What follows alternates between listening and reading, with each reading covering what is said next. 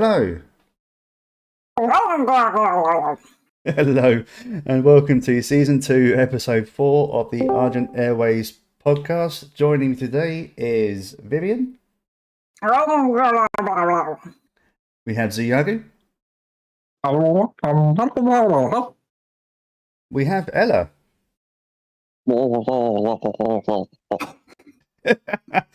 And joining us today are our two special guests, Aranict and Acheleus. Yes, and they've all appeared to have left the Murdoch filter on the microphones. Say hello, everyone. Oh, sorry, I didn't know Murdoch filter. Hello. Hello. Yes. Happy late April Fools, everyone. God alive. Anyway, let's move on very quickly to the topic of discussion today. So, Where is it? does size matter? Beg your pardon? Paragraph in roleplay. Oh, Do we enjoy large paragraphs in roleplay? When do we use them? What do we look for in paragraphs of our roleplay counterpart? What details do we enjoy seeing? Do we use that primarily in say or emote? very good question. Those sorts of things. Yes. So An interesting topic you chose, because I know two characters who are in the recording room right now. One of them only uses very short and to the point little emotes, and one of them uses really, really long ones that can take pages and pages and pages. Who could it be? I wonder. This is a complete mystery to me. I think it depends on the context, as it always does. But since we do a lot of academia role play, evidently there's going to be big paragraphs. But that's something we're going to talk about later. Yeah, I think also if you're in an emotional one-on-one scene, big paragraphs are also necessary to convey the minutia of the facial expressions or the tone of voice or the physical body movements your character is doing that add yes, sensation the decor, the to the theatrics, scene. everything. I completely agree. Yeah, but in a big group, impossible. Yes. In contrast to that, my character is a field medic and often has to think fast and give the person who is wounded quick, short lines so they can react to it as their character would. So whenever Vivian is healing someone on the field, I use very short 1 or 2 line emotes at them.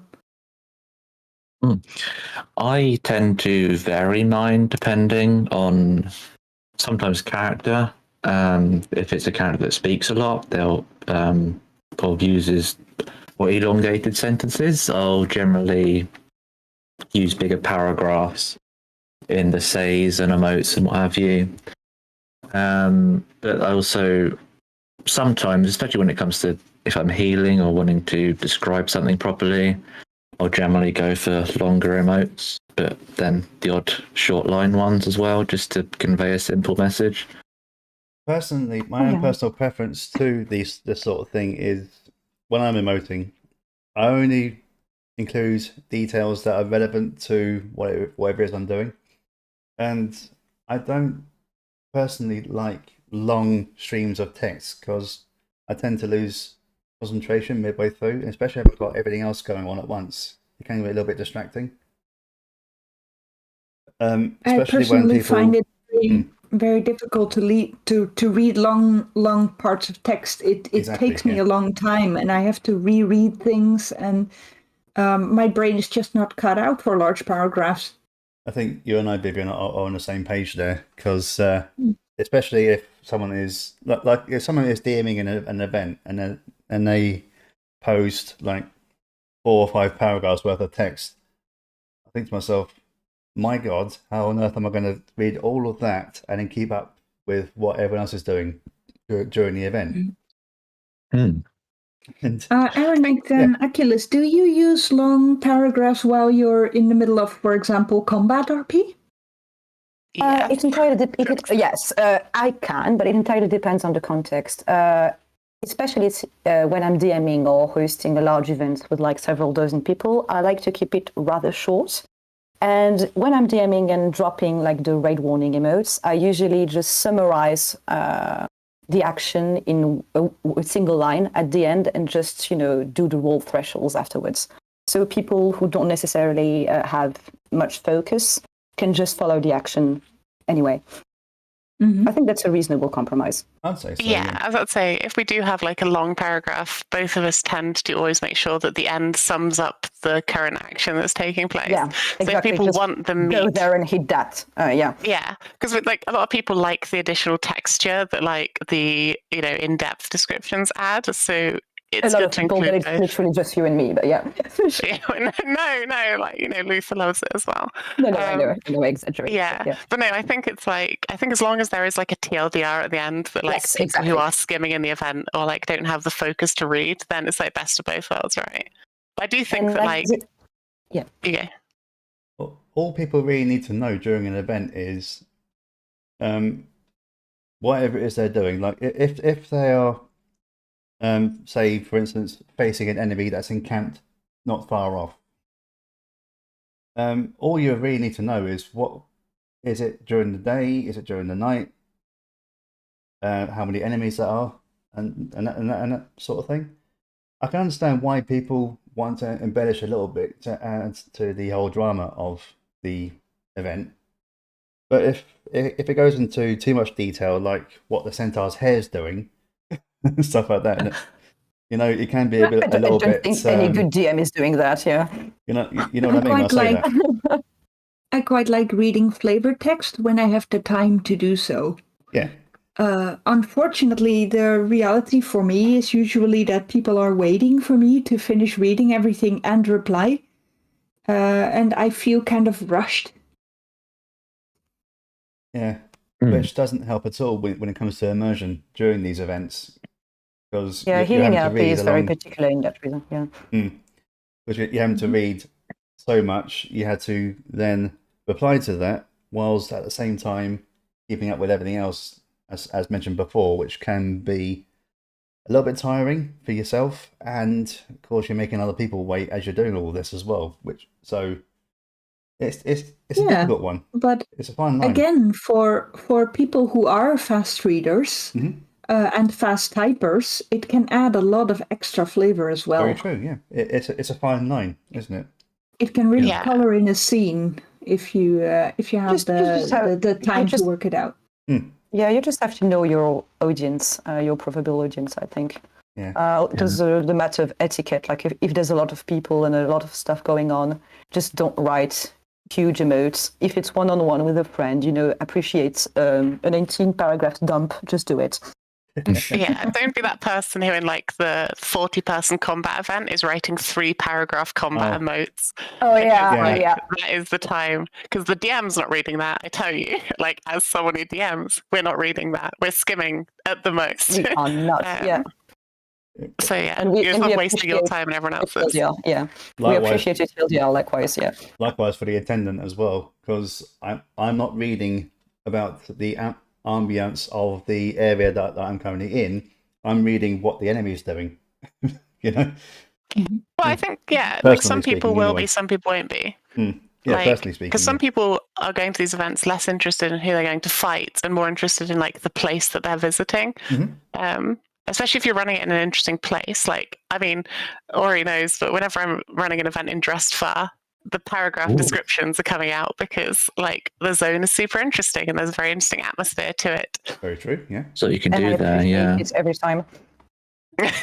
Shush, yeah.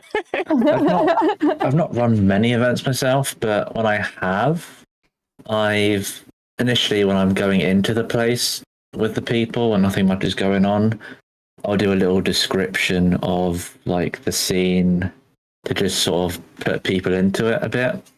Oh, absolutely. Or traveling between 2 points, I'll do one of those as well to set a tone, or if something serious has just happened that's been really bad and graphic, for instance, I might do something really light and sweet to sort of give a sense of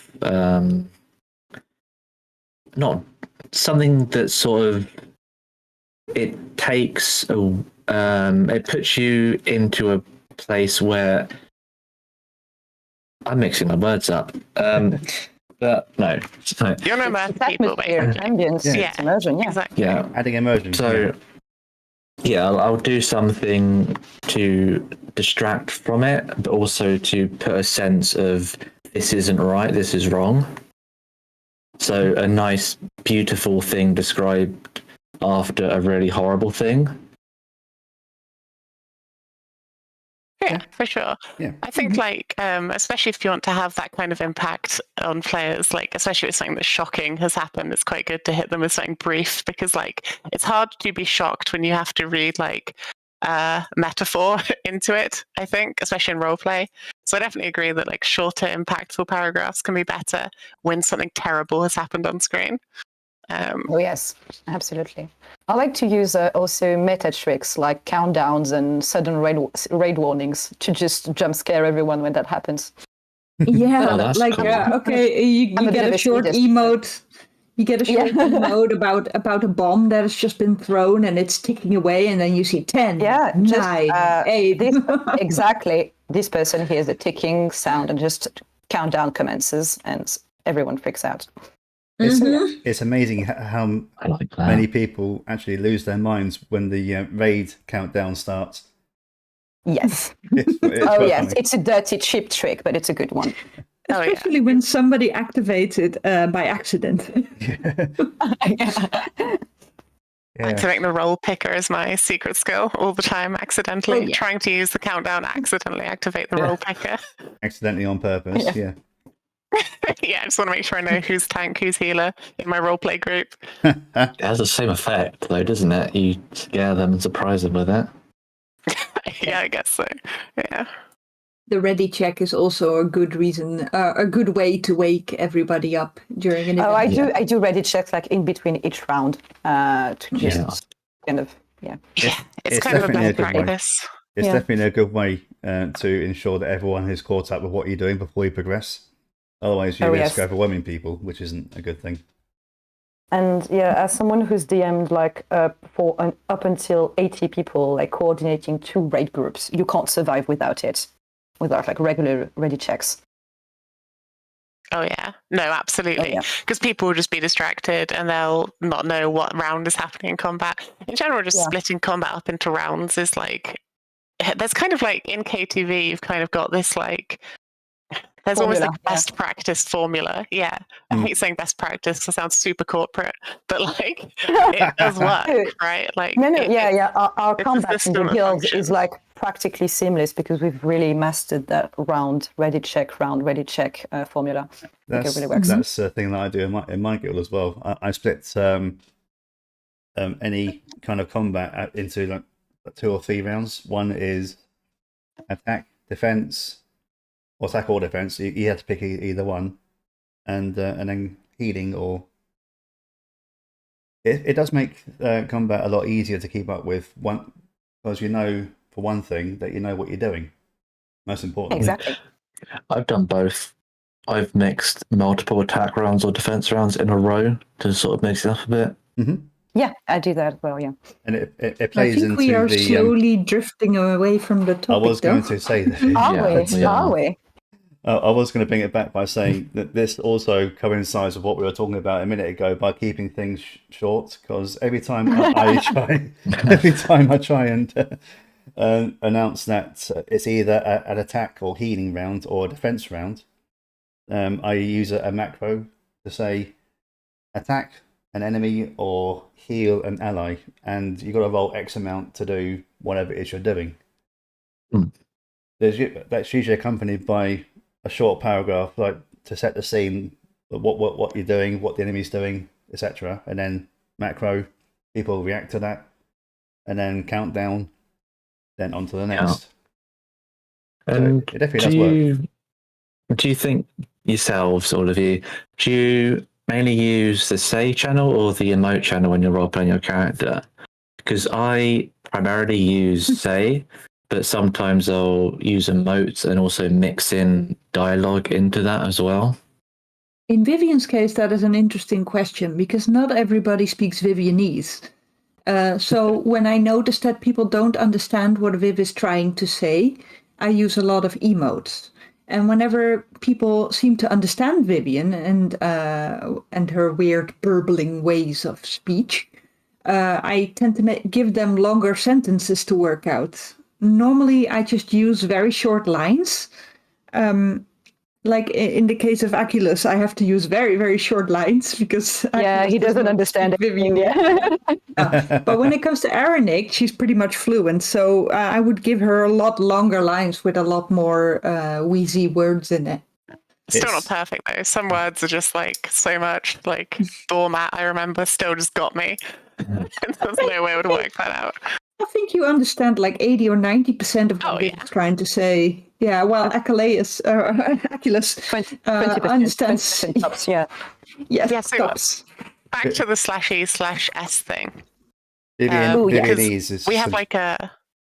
Sorry, we have like a. Again, almost like a guild best practice thing, where like so generally we use /E if we're mixing speech and emote, and /S just for things your character is saying. So we will never embed emotes in a /S. We will never use asterisks in /S's. Just because it's easier to format and multiple people are talking. But it's hilarious because when I first joined KTI, I had come from Knights of the Old Republic, where a lot of people exclusively format things in /S with asterisks for emotes. And Ori sent me a message after I just joined KTV, basically gently, Acheleus sent me a message gently like saying, we don't do that here. I tone police my guild is. I'm the tone police, I'm the formatting police. So it was kind of helpful because it has like, it was an early way to like. Yeah, you were doing also tone indicator. You were doing like tone indicator in between asterisks, which is not something you typically see in WoW RP as a list. Yeah. But you did in Star Wars Online as well. Catch up on it for yeah. Mm-hmm. I used to RP in Star Wars Online as well. The only thing is with that game is the fact it doesn't have speech bubbles, which kind of made RP a bit hard to keep track of. That's exactly why it was good for that kind of thing. And then obviously WoW has speech bubbles, and it's a very different vibe when speech bubbles come up with like tone or emote in the speech bubble. It's a lot more disconcerting, and I see that now, obviously. But at the time, I was like, "What? Why? Huh?" But it makes so much sense. Yeah, I'm not sure if this is a default feature, but if you type your emote, and as you're typing your emote, your character is talking, and you put whatever they're saying in inverted commas or speech marks, pardon me. I'm not sure if this is a default feature or not, but the speech comes up in white text rather than the normal emote color. It does. Whether that's a TRP feature. It's a TRP feature. It is, okay. Yeah. But everyone uses it, yeah. TRP and listener. Although I have seen people not use it, which is strange. Yeah. Listener is also one, yeah. Speaking of colours, probably think of purples, pinks, blues, greens, maybe reds when it comes to magic. Purple. We are partial to purple. Is this you subtly sliding us over to our topic? It is so subtle. It is so well done. Bravo. I'm very impressed. Should we introduce ourselves? Xuyagu, nice on the segue. Fast. Yeah, so smooth it's gliding. Do I start? I see. Yeah, that's all right. Okay, Acheleus and Aranict, can you tell us a little bit about yourselves and the guild you're in? And let's just start there. See where we end up. Okay, let's go. My character is Acheleus Moonblaze, so he's an old pre-Sundering Times Kaldorei mage. So those guys who are 10,000 years old or more. And he found Dalaran after some adventuring, let's just say. I started role-playing him around 2018, and I founded the guild, which was originally named Kirin Intelligence. So we had a sort of an espionage niche, which we abandoned very quickly because we realized that the mage scene wasn't that big that we could afford to be such a niche. And so today we are called the Kirin Vanguard, sorry. And we mostly do basic like mage Kirin roleplay, so investigations, some combat, a lot of research, a lot of academia, which is, I think, kind of like our brand. Publishing lots of papers. Yes, and we did co-host and host several, I think 8 total campaigns, open to basically everyone except the War on Magic campaigns, which were mage specific. We've done 2 of those, and we're going to be doing a 3rd one soon, TM. And so I'm the GM of the guild, and Aranict is one of my precious, beloved officers. I love it. Yes. Yeah, Aranict Autumnbrook is the character that I basically came back to WoW playing as a kind of side character for a guild that I was an officer in. She was made as a kind of like... The question was basically...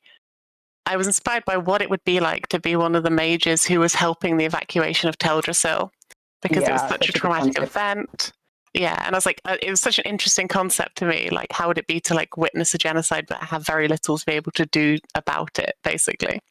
And yeah, she just sort of evolved out of like a sort of comedy, sort of sad alcoholic character into a like much more in-depth character after I joined KTI. And yeah, she's very much like, she's a good sort of counterpoint. I think we've talked about this quite extensively before, me and Acheleus, but she's quite a good like counterpoint to a lot of the ancient elves or like powerful archmages in the guild, because she's very much just a soldier. You know, she was a logistics officer. She like, you know, just portals things around. She's not like a powerful mage, but she's like a very likable and inspiring person. Yeah, she's just a human in her 30s with like you know, medium grasp of magic, but quite a lot of passion for the art, I guess. And yeah, I kind of ran a bunch of events and just evolved into the guild. Kind of too great of a writer for your own good, which means Aranict got promoted really fast because I wanted to snatch you into the officer team. So here we go. Yeah, I was very reluctant for a long time, but I don't regret it. It was a lot of fun. Okay, question. It used to be KTI, Kirin Tor Intelligence, but since the fall of Dalaran, a couple of things have changed in your guild. Can you tell us a little bit about that? Well, the city blew up, so first of all, there's that, which we don't have a hub anymore. We were like stationed, quote unquote, in Dalaran in the hub for 3 years, nearly 4 years. And so that forced us to like move around and camp like a bunch of hobos for like five months, I want to say. And then we just made a pocket dimension for our office, and now we're very mobile and decentralized, like they say in the quest line. But yeah, the Kirin Tor hasn't disappeared. It's just being changed and reworked. To what extent exactly, we do not know, because the law is less than clear. But we're going to figure it out, and we basically have never been as active as we are now. So, yeah. Yeah, so we survived it by evolving. It gave the guild a bit of a boost, even, maybe. Oh, perhaps. Definitely a bit of a trauma arc for a lot of us. And we did the whole War and Magic campaign with, like, I want to say 85 attendees, something like that, just mages and friends of the guild. And yeah, we did the whole Fall of Dalaran. We RP'd it all out, through and through. Went all the way to Askeladd to kick some bugs and get revenge. And here we go. At one point after Dalaran fell, Kari and Vivian lost their pug, Rupug, and she showed up at KTI. She showed up with you guys, especially with Aranict and Adrian. She did. I'm so glad. She did. Yeah, at the end of the campaign arc, we were saving people from webs, I guess. And yeah, Rupug got saved. And Rupug was Yay! That's already. But I digress. I'm sorry. No, I'm very glad we could provide the conditions to save Rupug. That's very important. Very important. Very important. She is the Loa fashion, after all. Don't say that to a troll. Yeah, man. I was about to ask if Rupug did survive. I'm very glad to hear that she did. Yes, she did. Yes, Good. she Yep, did. still dragging around her butt to this day. Yes, RuPug's drag race, we call it. There you go. I think a lot of people have like jumped on after. I was just like, thinking about the fact we have got quite a few new people join post Fall. I think that like it has been kind of revitalizing for people who had sort of mage characters on the side, who've always been interested in doing magic RP, but then suddenly have this like big sort of easy hook in being a sort of traumatized, as I said, like hobo mage. Yeah. Looking for purpose and for belonging and stuff like that. Yeah, we've recruited quite a few very good characters since the Fall, which is kind of paradoxical because mage RP will never be the same. But yeah, it's generated a lot of interest, I think. If I may ask then, with characters, how does one join the Vanguard, and how is your organization structured? Oh, okay, good question. So we joined before the Fall of Dalaran. We had like a very bureaucratic process because, as you know, Dalaran was a very bureaucratic state. So we kind of played on that. There were like recruitments, interviews and rounds and a bunch of mini tests and stuff like that. But then the city blew up again and we had to deformalize the entry process. But you still do have to like contact one of the characters icily and make yourself known, your veterancy, what you're capable of doing, why you want to join. And then we're just going to grab you and chill with you for a bit. And if it works, you're in. The ranks are very straightforward, just basic mage ranks from the current NPCs. We have Archmage, we have Undermage, we have. Do you want to talk about Undermage a bit? Because I don't think people Undermage. know about Undermage. It's a very niche rank, but it does exist in the lore.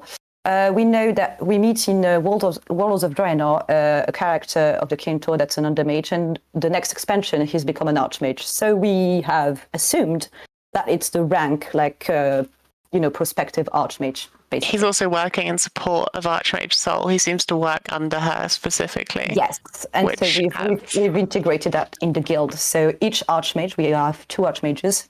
Each Archmage has an Undermage, so that's the opposite team, the Undermages and the Archmages.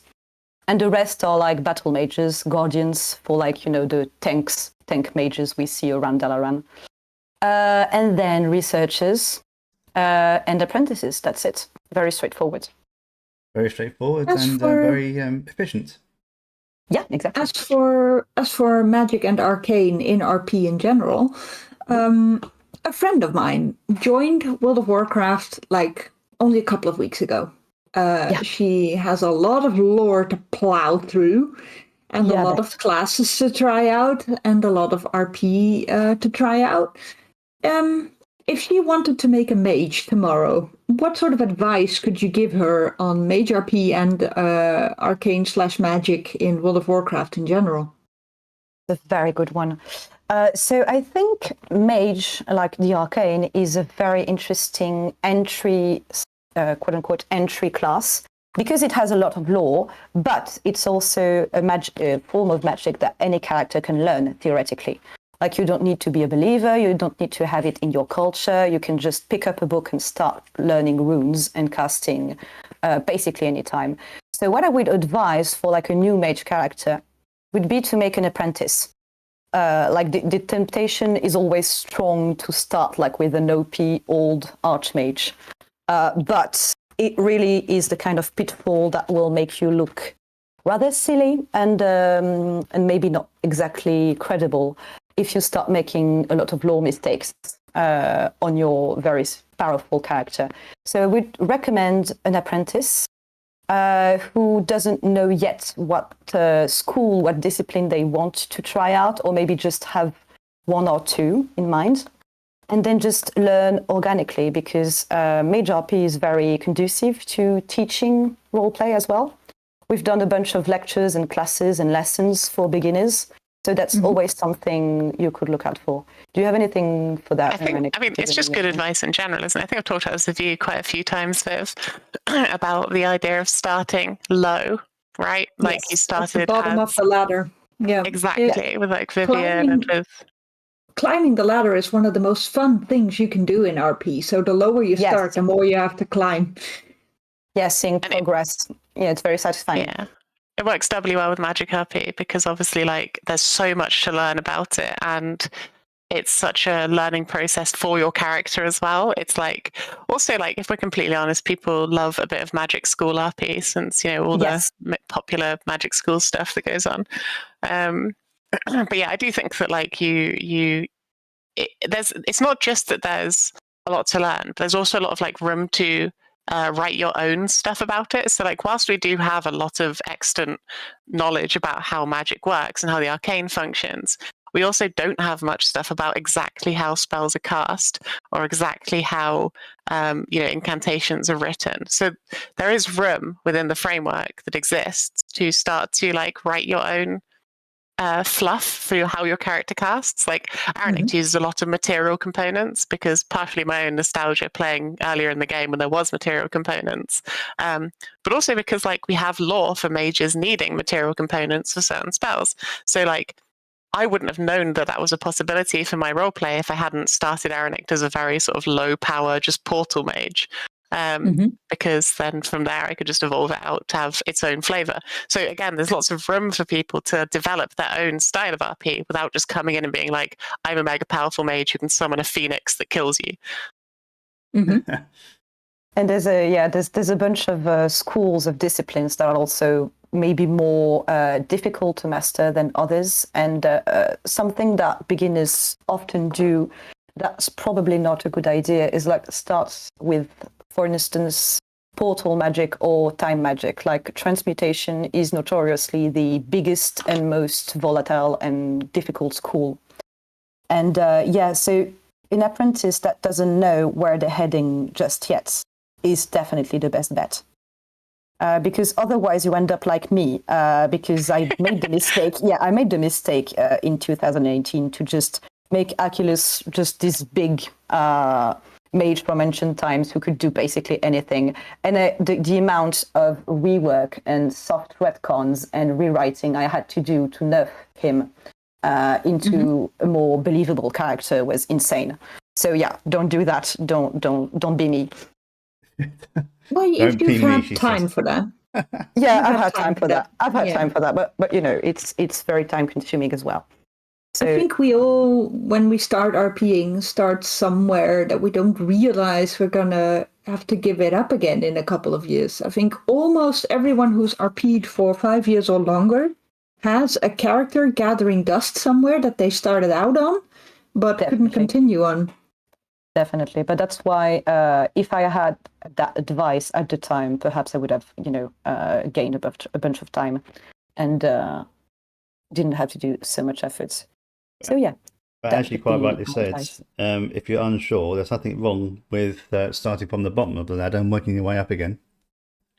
Absolutely. If anything, I've said this a number of times now. The only, excuse me, starting from the bottom and learning as you go, and as Vivian said a minute ago as well, it is a lot more fun than starting from the top, because if you start at the top of the ladder, the only way is down. Exactly. And there's nothing to learn, so which will stagnate. And your also, RP you might not portray it very well if you don't know the lore or the server. Yeah, especially because you gotta get buy-in from everyone else. Yeah. Well, that's the advice to my friend Den, who just started to roleplay. Start at the bottom, make an apprentice. And good luck, yes. May the light be with you. And it's so much fun. It's so much fun. It is fun, yeah. Oh yeah, I mean, I was inspired because I remember scrolling through Argent Archives and finding all of Acheleus's papers. And I was like, I had never heard of this kind of RP. I was like mind blown. I was like, people do academia? Because obviously, I'm pretty into academia based on my IRL job and stuff. So I was like, you can do this in game as well. I can write yes, you can. You can go absolutely nuts with it. Yeah. Match You made in can do heaven. academia on anything, anywhere you like. Absolutely. I think just Magic RP is like, it's an easier way to like get into academia because it lends itself to academia. It's one of the things I would like to the Kirin Tour was so heavily portrayed as like an academic / bureaucratic nation. So basically run by a bunch of snooty researchers, which I love. As I say, do you want to talk about the Kirin Tour in general? Mm-hmm. The Kirin Tour. You have lots of thoughts on the Kirin Tour. The Kirin I do have Tour, lots of or as thoughts it was known in my early years, floating Hogwarts.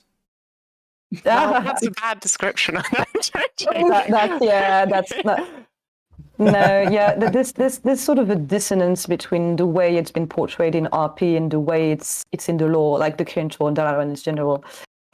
It's one of the Eastern kingdoms. It has a very rich history before the World of Warcraft timeline begins. It's basically a nation of refugees, of political refugees from Lordaeron who were escaping religious persecution for practicing the arcane. So, it's definitely not Hogwarts. It's magocracy? How do you pronounce that? Like a nation ruled by mages, and it has its very distinct, unique lore and aesthetics because of that. And the whole Hogwarts thing, like free-for-all Hogwarts, is a very recent and I think kind of erroneous vision of it. But now it's blown up, so, Yeah, I mean, it's a hierarchical, like militarized society. Yeah.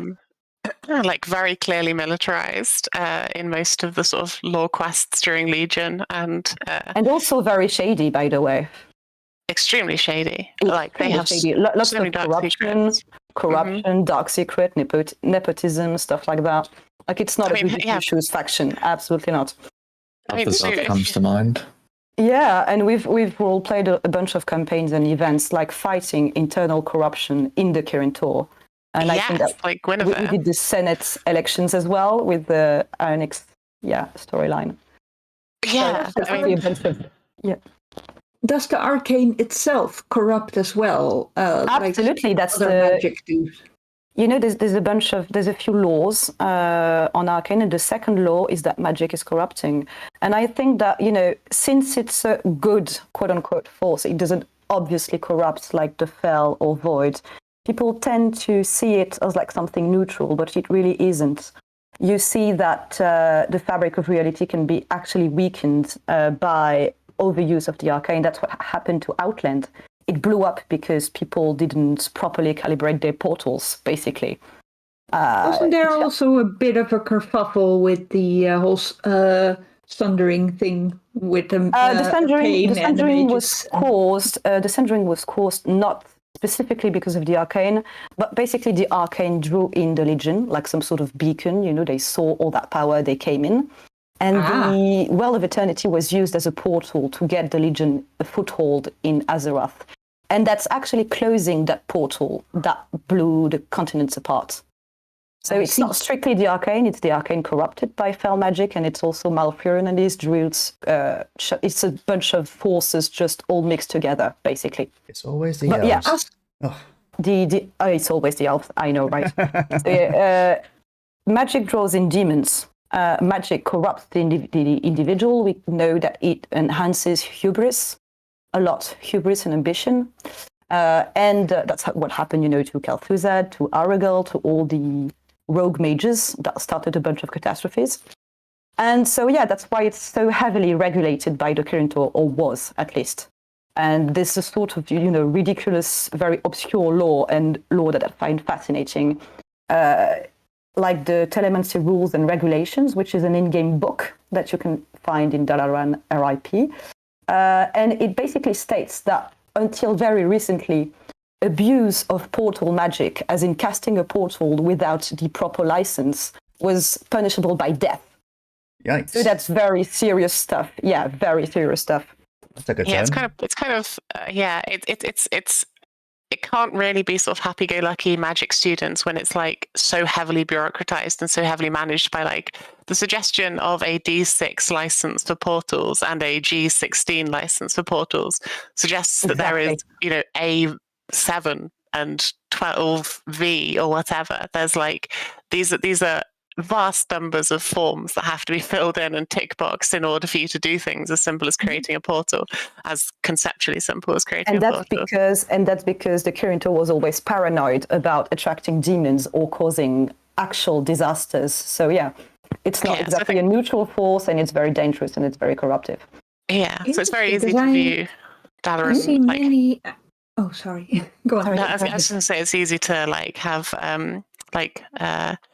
sort of apprentice RP and take it as a kind of everyone's just happily learning and casting spells and destroying the space-time continuum accidentally. But the Kirin Tor were very heavily litigating against that kind of thing. Quite rightly so. Yeah. And I have noticed that mages cast portals left and right everywhere in RP these days, just very quickly, very easily.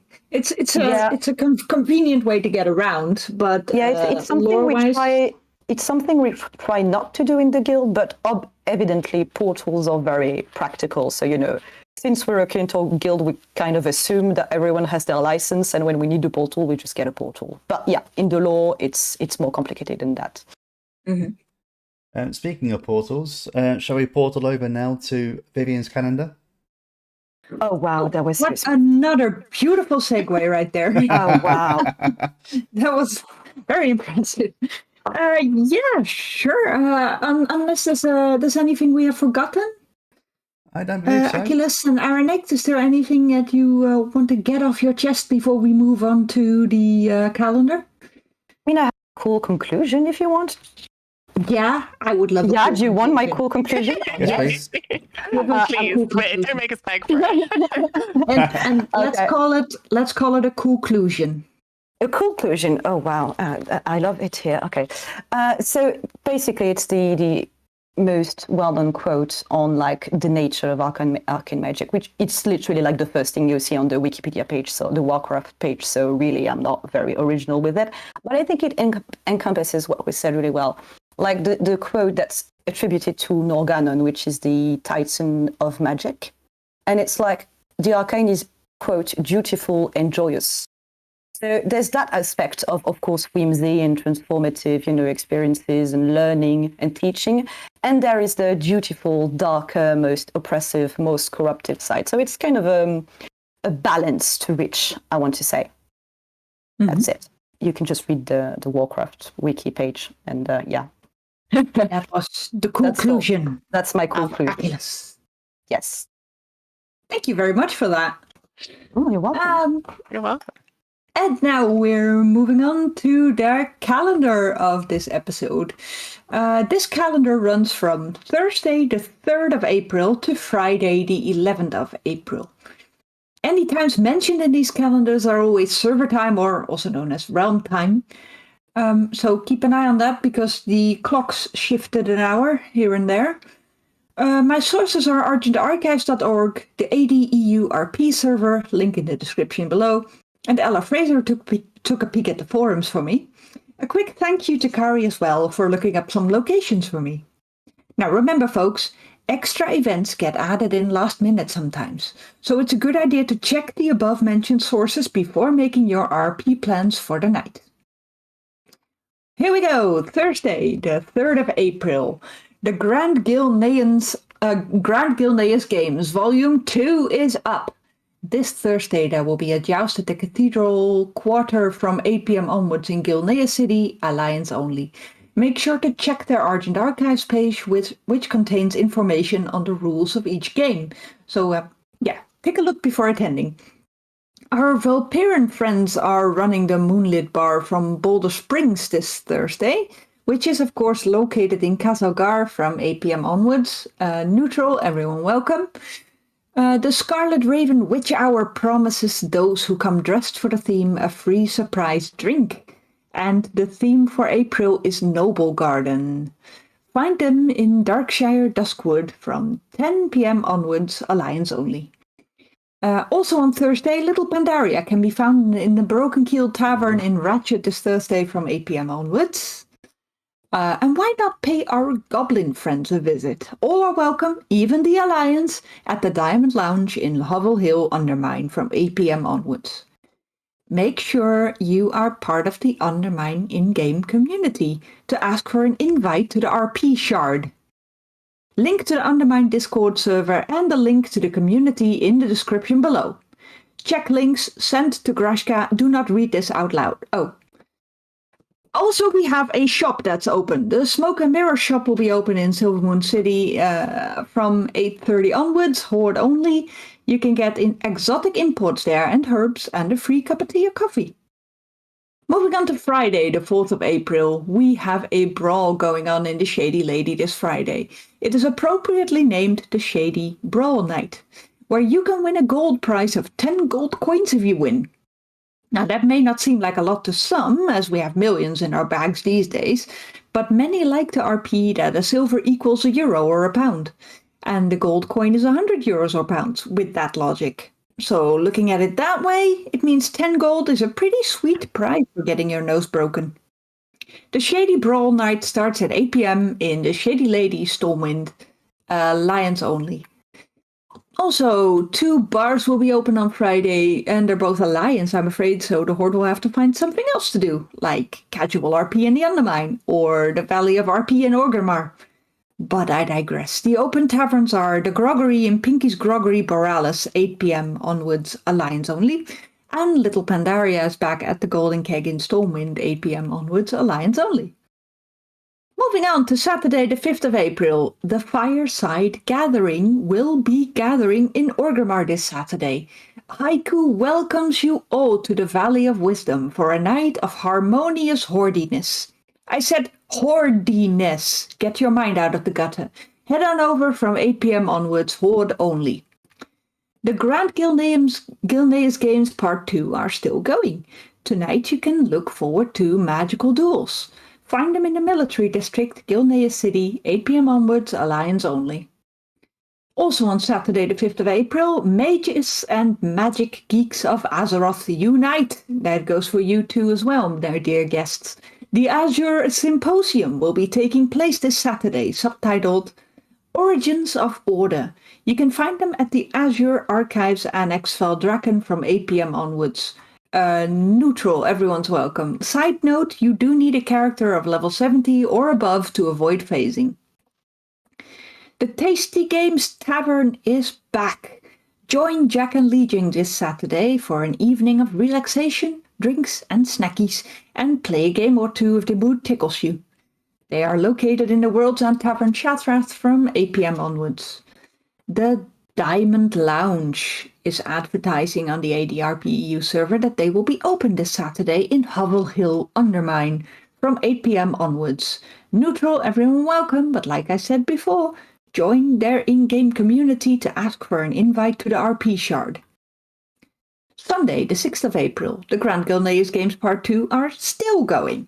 And tonight they present to you a lyrical challenge and a ball, starting from 8 p.m. onwards at Greymane Manor, Gilneas, Alliance only. And when you're in Gilneas on this Sunday, the Storm's Maiden Inn will also open their doors at the Keel Harbour Tavern in Gilneas, 8 p.m. onwards, Alliance only. There is no Horde social night in the Barrens this Sunday because the Orgrimmar Market Night is up. Find them in the Dragon Orgrimmar from 8 p.m. onwards, Horde only. Now, I hear all of you Alliance folks seething with jealousy. Why is there a Horde Market Night and not an Alliance one? Well, you can stop your seething right now because your prayers have been answered. The Stormwind Market Night is up as well at the Stormwind Harbour this time. Yes, it moved. From 8 p.m. onwards, Alliance only. Moving on to Monday, the 7th of April. The Doonchester Mobile Tavern travels around these days. Why? Because Volpera, of course. This week, you will find them in front of Sweetheart's Resort and Catering, Hovel Hill, Undermine, from 8 p.m. onwards. All welcome. There might be some sharding issues, so my advice to you all, and you too, Kina of the Doonchester, is to join the in-game RP community of the Undermine. Details in the description below. Invasion of the Tadpoles. The Gilneas denizens have a special treat for us, and since their AA page cracked me up, I'm going to read a little bit out to you. I had to leave some bits out to keep it short. The Rose Inn is under invasion and not the usual kind. The mischievous Murloc tadpoles have swarmed the tavern, and the only way to restore order is to embrace the chaos and join the invasion of tadpoles. The Rose welcomes you to dress up as your best Murloc, scales, fin, and all, and join the fun. There will be Murloc-themed drinks and foods, and we'll also be holding a best-dressed Murloc contest, so come in your finest amphibious attire and compete for the coveted title. We want the Rose Inn covered in Murlocs. There you can find them in Stormglen in Gilneas from 8 p.m. onwards. Also, on Monday the 7th of April, Zolena's Poetry Ceremony. Zolena and Miranda have created a beautiful Argent Archives page. Please go check it out. No, seriously, find it in the aa.org website and have a look. The theme of their poetry night is courage. If you want to listen or recite something, head on over to the ruins of Isildin, Veralas, at 10 to 8. Yes, you heard that right. Try to be there a bit before 8. All welcome. Tuesday, the 8th of April. Tuesday is Market Day, both in Duskwood, Alliance only, and Jade Forest, Pandaria, neutral. Both markets will be open from 8 p.m. onwards, so come and get your shopping done. It is not confirmed yet, but I think the Diamond Lounge might be open again on Tuesday in the Undermine. If markets aren't your thing, come and check it out from 8 p.m. onwards. I already told you 100 times about their in-game community and RP shards, so I won't need to this time. Yay! On Wednesday, the 9th of April, most of the Wednesdays, the Curious Octopus will be open in Mariner's Row, Borealis. This is where the new roleplayers can learn how to RP and how add-ons work. Experienced roleplayers are also welcome to help teach our babies. And when they are there, they should open around 8 p.m, Alliance only. 2 bars will be open on Wednesday the 9th. The Wandering Lamppost, you can find them at Booty Bay from 8 p.m. onwards, Alliance only. And the Storm's Maiden Inn in Kiel Harbour Tavern, Gilneas, 8 p.m. onwards, Alliance. Thursday, the 10th of April. The following bars are not confirmed just yet, but I'm going to assume they'll be back on Thursday the 10th, so I'll just mention them one more time. I am, of course, anticipating the Moonlit Bar from Boulder Springs this Thursday, which is, of course, located in Kazalgar from 8 p.m. onwards, neutral. The Scarlet Raven Witch Hour, again, promises free surprise drink for those who come dressed up for the theme, and the theme for April is Noble Garden. Find them in Darkshire Duskwood from 10 p.m. onwards, Alliance only, and Little Pandaria can likely be found in the Broken Keel Tavern in Ratchet this Thursday from 8 p.m. onwards. And of course, our goblin friends are at it again. The Diamond Lounge will be open from 8 p.m. onwards in Hovel Hill Undermine.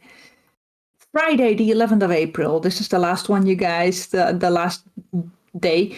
I have 2 events for you and 2 bars. Not only is it my mum's birthday on the 11th, happy birthday mum, but it will also be the day of the Stormwind Poetry Appreciation Society.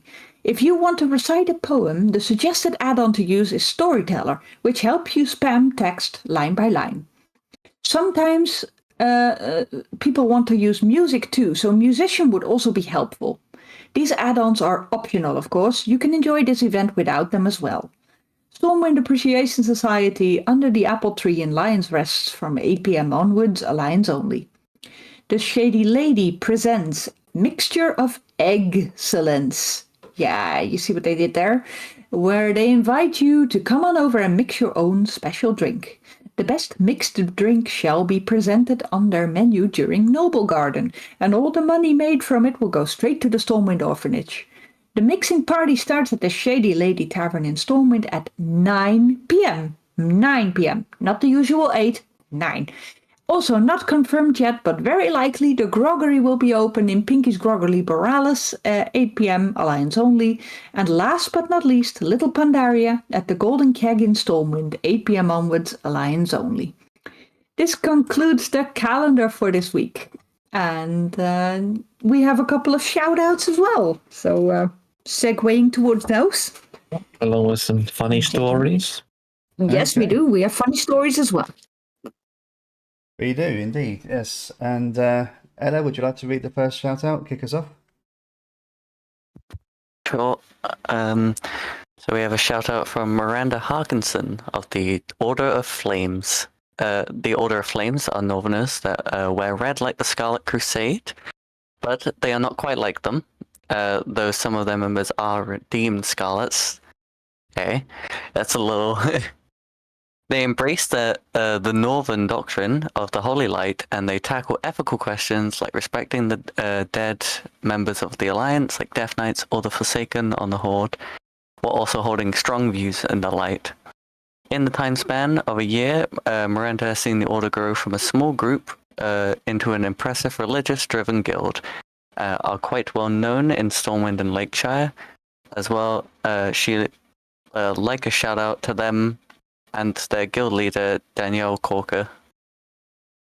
So, Very nice thank too. you all for making the guild, making this religious guild in human lands. Here's to you, and more prosperous years to follow. Absolutely. Nice. I have a shout out to the organisers of the very popular Koshag Festival. And this is in recognition of their hard work, because if anyone's ever been to these events, they would know the amount of people that show up to them. And it's a week-long event, but there are mini events during it, which obviously take a lot of organisation to do. The organisers are Zetani Earthsong, Raikana Skywise, and Berzan Skywise of the Banner of the Winter Sun clan. All three very nice people, and I highly recommend attending a Koshag festival, as it happens twice a year, the summer and the winter equinox, I believe. Yeah, we've just had the last Koshag. Yeah, we have. It literally just ended last week, I believe, wasn't it? Yeah. Mm-hmm. And Yeah, Zook? the next one will be in the fall, I believe, in the autumn. October, yes, it will, I yeah. think, probably. Yeah, September, October, something in those lines. Yep. Highly We'll recommend let it you either know. way. Yeah. So I've got two shout outs here. I'll start with one from Kari. She tried to bring attention to the Azerothian Song Contest with this one. The event is based on Eurovision, but instead of representing a country, you represent your race. So auditions will be held on Saturday, the 19th of April at 8 p.m. server time in Suramar City. If you enjoy performing or watching or listening to music, this event could be for you. We will link the Argent Archives page for that event in the description on YouTube. As for the other shout out, are we ready? This is one from a fan of Vivian's. I swear, Vivian. it's an anonymous. It's an anonymous one. I don't know who it is, but somebody sent it in. Vivian's voice and accent is like warm honey drizzling over a freshly baked biscuit, sitting up a bed of banana ice cream, like a soft, velvety blanket woven from the dreams of cozy kittens. If I could bottle up your sound and sell it, I'd be a millionaire. You should think about doing a side biz, reading bedtime stories or audiobooks. Everyone else, of course, is wonderful too. I've really enjoyed listening to the episodes and seeing people fall nicely into their own role in the show. Other people you've had on the show have really shined light on corners, groups, and roleplay I'd be interested in going on an Argent Dawn that I never knew existed. More recently, I listened to an episode where you showcased the add-on musician I never knew about, and I've been having a ball playing around with that. This isn't something they wanted to share with the show initially. Well, it wasn't meant for the show, I should say, but we thought it was a nice thing to share, so we did. Well, you heard it, you guys. My accent is like warm honey drizzling over a freshly baked biscuit. I don't know if I'd go that far. Wow. Oh, let me have this one. Come on. Aranict loves Vivian a lot. She views herself as Vivian's aunt, but I don't know if she'd say she sounds like honey. Well, ideally, definitely not. More like a rusty barn door mixed with a frog. Oh, yes. Oh yeah, that sounds about right. Yeah. Yeah. Oh, can you imagine Vivian ICD reading audiobooks? Oh God, or the calendar. I mean, that could be used for torture. Yeah. Yeah. Right, so unless there's anything else people want to add? No, I think that's it for me. Yep, I think that's. Can I shout out Aranic's girlfriend, Adri? Certainly. Yes, please do. Kirin roleplays Aranic's girlfriend, wife. They've been together for 3 years, in character and out of character. They got married a year ago. She is an inspiration for a lot of my RP, and we do a lot of good shit together. Oh, I In should. terms of paper writing and stuff. Yes, you should do yours as well. She's so great. I should give a shout out to Kelly, or else she's going to take the guild from me and lead a coup against me. Kelly is one of my officers as well. She's been hosting the Mage Fairs, the Dalaran Mage Fairs, for like nearly a decade. And she's a great writer and she's a great officer. And please don't kill me. Thank you. That would be nice. Please don't kill. That would be nice. That would be nice. I'm very scared of her. Oh yeah, she's a terrifying lady. We all live in fear. For the funny bit, I do have a couple of interesting things gathered. You see, it's been April Fool's last week, and a couple of servers have been pranking, a couple of people have been pranking. Jade, for example, says, the best prank Jade ever did? Handfist was looking for Hatir, who was hiding behind a pillar at the TK shop in Stormwind. Jade told Handfist that she'd gone to the Caverns of Time in Tenaris to do some research. Kudos to Handfist for ideally going all the way to the Caverns of Time to look for her when she was obviously never there. Emerald Red Fox says, so contribution for Fool's Day, I told my apprentice that my character is pregnant. Zyretta made a post in the Diaspora Dalaran server that from now on will hold the weekly Dalaran markets at someone's real-life home, where we just sell all the stuff. That's a great idea, if you ask me. And Kari gobofied the TK server, turning TK Studios into K-Boom Studios for a day. We all changed our nicknames into something goblinish, and mine was Vivian Skybreaker or something. Oh, I had Elder Light Ramp. and I want to mention one from Gorgash as well, because he had his name changed, but secretly, from Gorgash to Bunmash. Which I thought was quite hilarious. I thought it was changed to a certain delivery company. And that as well, that joke has been made about his name before.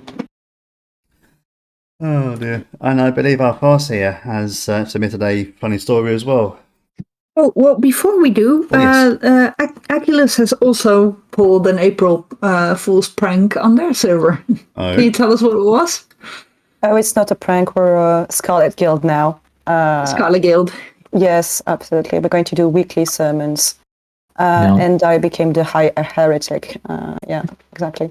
No one expects the Scarlet Inquisition. Oh, no, they do not. No one expects the length of our sermons. Sermons, That's for sure. weekly sermons, yeah. It's not so much a funny moment, but more a funny thing I do with one of my characters. Maybe some people find this funny, who knows? But on one of my characters, a troll shaman who worships the lower Janny as one of his lowers, quite likes to just invite himself into situations. He'll just waltz up as a raptor, maybe just follow somebody around, stare at them, or just sit down between them and just listen in like he belongs there, even though he has no idea who those people are. I can imagine that being quite funny. He met a few people at the Kosh Hub because of that. Yeah, I'll bet, yeah. Is this the one that my character met? The harmlessly weird one, as you said. Yes, that's the one. His words, not mine. Okay, just want to be clear on that. He is harmlessly weird. Yeah. Sorry, Vivian, carry on. Do we have a Bark quote? Unfortunately, no, because Bark hasn't been around a lot recently. Hika has a very busy job in real life. I believe is a nurse. So, unfortunately, that means that she doesn't have that much time to be online. I can suggest an Acheleus quote if you would like one, because there is a rather good Acheleus quote at the end of one of the pieces of the memoir. Okay. You know the one I'm talking about. I am unmuting myself just for that. Yes, please. The one about you did an art piece with it on. I know the one you're talking about. Yeah. So what would this quote be then? Yes, what would this quote be? I'm looking for it. Oh, sorry. While you're looking for it, shall I say another Achilles quote? Oh my god! Okay. I am very scared. This is an Achilles quote from November last year, and I still have it because I already said it in the podcast, but I'm going to say it one more time. Okay. Achilles, I have 11 cats. Do you want to see their pictures? Yes, we want to see their pictures. Achilles immediately whips out a thick stack of pictures out of nowhere and starts non-consensually and almost aggressively showing them one by one. This is Fountain Cat. I found him in the fountain. This is Garbage Cat. I found him in the garbage. This is Window Cat. You get the gist. The pictures are all terribly taken, in the form of half-blurred selfies with Achilles' distorted face or huge thumb, sometimes encroaching on the vague shapes that one could interpret as cats. Yeah, I mean, that's a relatively often sight in the office of the KTV. Yeah, you would do well not to mention anything feline related around him, or else you get pounced happen to you. Yeah.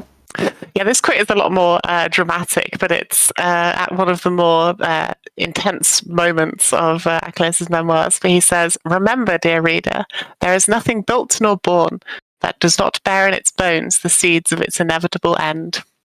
And I think it's a beautiful quote on a philosophical level. And that's the innate schizophrenia of Achilles as a character. Pictures and musings on time and death. There we go. Yeah. I did promise you guys a funny bit in the last podcast that we didn't get around to. I guess I should mention it now. Vivian has a petting zoo in the middle of Durata, which is a dangerous place. There are dangers everywhere. There are raptors, and there are snakes, and there are harpies. But did you guys know that Vivian befriended the harpies by giving them chocolate cake? Yes, the harpies near Vivian's petting zoo are led by the harpy queen Baka and First Lieutenant Kaka. And Vivian bribes them with shiny things and chocolate cake to protect the farm. So if you've ever wondered how come Vivian's farm animals haven't been eaten by raptors yet, that's why. And also, First Lieutenant Kaka has a relationship with her rooster, Dick. Oh dear. Oh my. Yeah. Can you feel the love tonight? Oh my god. Yeah. I hope they're going to get married sometime. Yeah, that'll be a wedding ceremony, I want to say. A harpy and a chicken. Well, I have no more funny bits left. So, what you're saying is, Vivian, if people are travelling from Razor Hill to Orgrimmar and want to be there safe, as they're travelling, offer them chocolate cake. Chocolate cake, yes. And shiny bits for Queen Baka's throne. She has like this hoard that she likes to sit on, a nest, if you like. And it's made out of shiny seashells, bottle caps, and basically anything that's shiny. Right. Bottle caps and chocolate cake. Chocolate cake. That's the price of travelling safely in Durata, everyone. Make a note of that. Yeah. Does anyone else have any final words? Sounds dramatic, doesn't it? Yeah, very much so, Final yes. words. Any final words? Any thoughts or pearls of wisdom you want to share with the audience? I have one from the Pandaren. Uh-huh. Go on. If you cannot beat your enemy, as they will be expecting you to join them. Therefore, you have the element of surprise. Wow. Very wise. Very wise indeed. Yes. Meditate on this. Meditate on this, students. And if there's no one, if there's nothing else that need be said, anyone?